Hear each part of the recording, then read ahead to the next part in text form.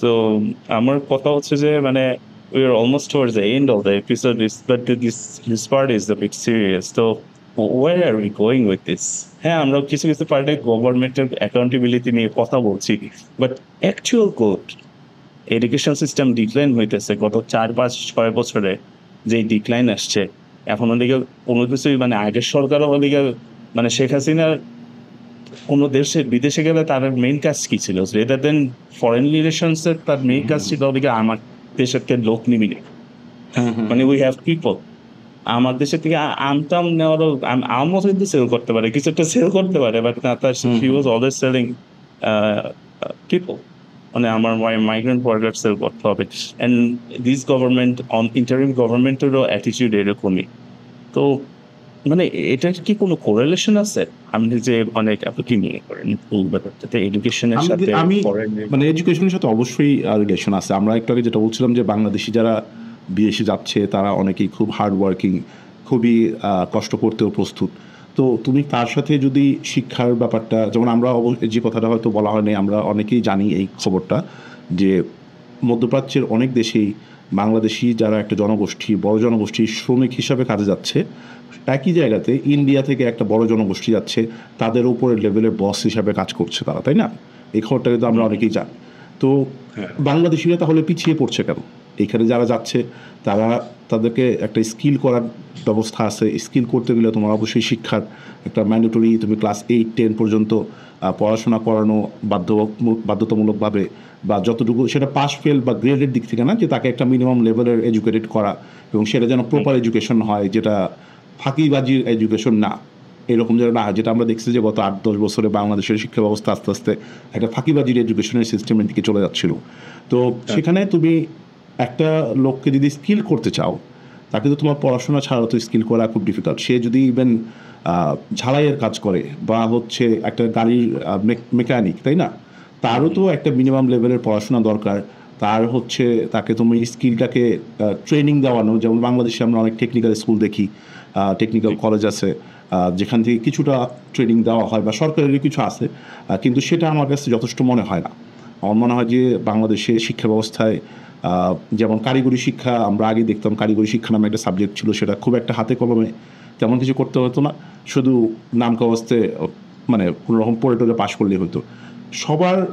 যেমন আরেকটা আলোচনা, এই শিক্ষা ব্যবস্থা নিয়ে আরেকটা আলোচনা করা যায়, যেটা হচ্ছে যে অনেকেই কাছে আমরা শুনি যে অনেকেই একটা প্রশ্ন তোলেন যে সবার কি একই ধরনের পড়াশোনায় শিক্ষিত হওয়া জরুরি কিনা। সেটাও আই গেস আমি হয়তো পুরোপুরি একমত না। আমি মনে করি যে ঠিকই আছে এই প্রশ্নটা, যে কিছু লোক যাবে হয়তো একদিকে, আবার কিছু লোক হয়তো যাদের পড়াশোনা হয়তো খুব একটা ভালো লাগে না, বা তার হয়তো একটা মিনিমাম স্কিলের জন্য, একটা দক্ষতার জন্য কিছু পড়াশোনার দরকার আছে, সে ওই রুটেই গেল, যে সে আচ্ছা আমি হয়তো ছোটোবেলা থেকেই ক্লাস 6 থেকে আমি হচ্ছে ঝালাই করার কাজে চলে যাচ্ছি, আমি পড়াশোনা করতেছি আবার ওইটাও শিখতেছি। দেখা গেল যে ইন 5 ইয়ার্স এসএসসি পরীক্ষার বয়স হইতে হয়তো আমার একটা খুব ভালো দক্ষতা হয়ে গেছে, আমি তখন হয়তো সে তার বিদেশে গেলে খুব ভালো কাজ করার, ভালো হয়তো আর্নিং করার একটা সুযোগ ক্লিয়ার থাকবে। তো শিক্ষার গুরুত্ব নিয়ে তো শিক্ষার গুরুত্ব অপরিসীম, এটা নিয়ে তো নেই। তুমি যেদিকেই যেভাবেই করতে চাও, সব জায়গাতেই শিক্ষার তো একটা প্রয়োজনীয়তা বা গুরুত্ব আছেই। হ্যাঁ, এটা ঠিকই। আমি of course I do agree with it. At least কারিগরি শিক্ষাটাও কিন্তু মানে হেল্প হইতো, কারণ একটা স্টেপ আগায় নিয়ে যেত। বাট দেন এগেইন আমি যেটা রিসেন্ট ইয়ার্সে যেগুলো দেখছি, সেটাও আমাকে দেখা যাচ্ছে যে আমাদের যে একাডেমিয়ার সাইডটা বলি, যারা স্টুডেন্টরা ফাইনালি গোয়িং ফর এডুকেশন, তারাও হলে গিয়ে দেখা যাচ্ছে যে they are getting diverted way, maybe the cost of education, আর তারা দেখতেছে যে ওইটা পড়াশোনা করে কিন্তু তেমন লাভ নেই, বিদেশে কাজ করলেই ভালো টাকা কামানো যায়, পড়াশোনা এত টাকা দিয়ে পড়াশোনা করে লাভ হয়। সো তাদেরও কিন্তু এই আলটিমেটলি ওই কাজেই চলে যাচ্ছে, বুঝছেন? তো এটা কিন্তু ওইখানে তো আর গভর্নমেন্টের কোনো হাত না। সো ওইটা মানে মেবি এটা kind of this is how they are thinking.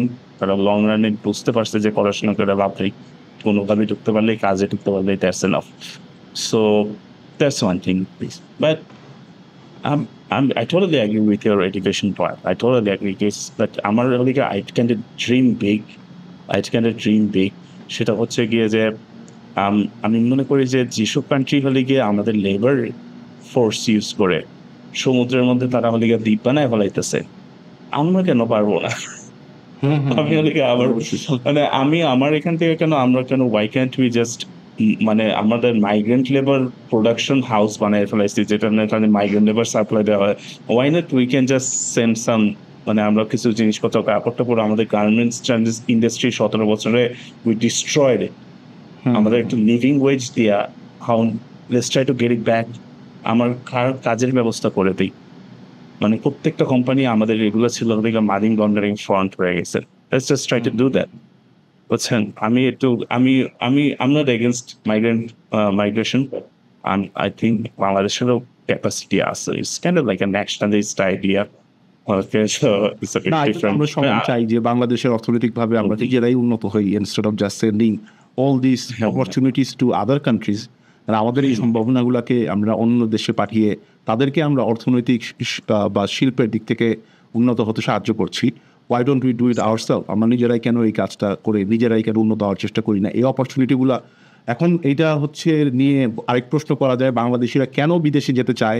এটা নিয়ে আমরা হয়তো আরেকটা পর্বে আবার আলোচনা করতে পারি যে বাংলাদেশ থেকে কোন গ্রুপগুলা কেন, কি কারণে মানুষজন বিদেশে যেতে চাচ্ছে, সেই ব্যাপারগুলো আইডেন্টিফাই করে আমাদের নিজেদের দেশেই কি আমরা এই জনশক্তিটাকে কাজে লাগানোর একটা সুযোগ তৈরি করার সম্ভাবনা আছে কিনা, এটা নিয়ে আমরা হয়তো আরেকদিন আলোচনা করব। Yes, it's a bigger topic actually. Vast কিছু topic. বলতে চাও আমাদের দর্শকদের উদ্দেশ্যে আমরা আজকে? Oh, so হ্যাঁ, যে আপনি যে টপিকটা নিয়ে কথা বলতেছেন, so that's like a vast topic. আসলে মাইগ্রেন্টের ওয়ার্কার নিয়ে মানে মাইগ্রেশন নিয়ে এগুলো এক পর্বে হবে না, বেশ কয়েক পর্ব নিয়ে এগুলো নিয়ে কথা বলতে হবে, because there is many solutions to this thing and then অনেক কাজ করা যায়। many investigated. হ্যাঁ, হ্যাঁ, আর ইমপ্রুভমেন্টেরও অনেক জায়গা আছে। আমাদের যদি মাইগ্রেন্ট ফোর্সই যদি আমাদের দেশের রপ্তানি যদি হয় just migrant workers দিই, then why aren't we fixing the embassies? Why aren't we মানে অ্যাডমিনিস্ট্রেশনে চেঞ্জ আনতেছি না কেন? এটাও কিন্তু ইম্পর্টেন্ট কোশ্চেনটা দিয়েই কিন্তু আমরা শুরু করেছিলাম। সো ইয়া, আই থিঙ্ক এই পর্বের জন্য we just leave it to that. This question যে what they plan to do now, এই government. So that should be it. So, না, আমরা অবশ্যই আমরা তাকিয়ে আছি যে আমরা সংস্কার নিয়ে অনেক আলোচনা শুনছি। আমরা প্রবাসীদেরকে কীভাবে প্রবাসীদের এই পুরো জার্নিটাকে, পুরো ব্যাপারটাকে, অর্থনৈতিক সব দিকটাকেই কীভাবে একটা সংস্কারের মধ্য দিয়ে এই ব্যাপারটাকে আরও উন্নত করা যায়, এটা আমরা হয়তো ভবিষ্যতে দেখবো যে আসলে কতটুকু পরিবর্তন আমরা এখান থেকে পেলাম।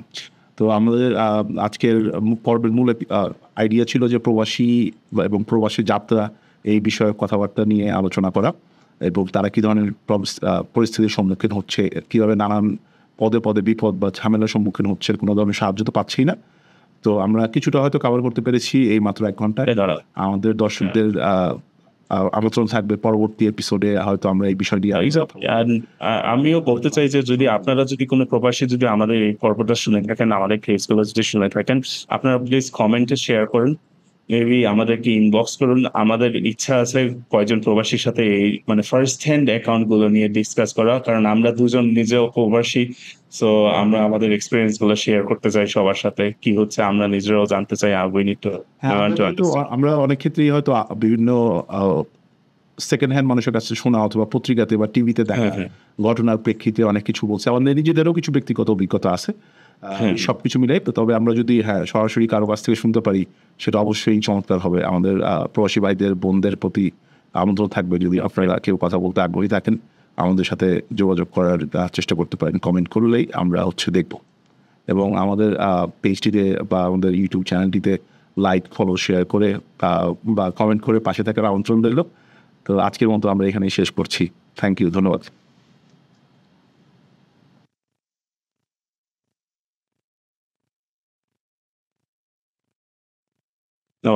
এগুলো অনেক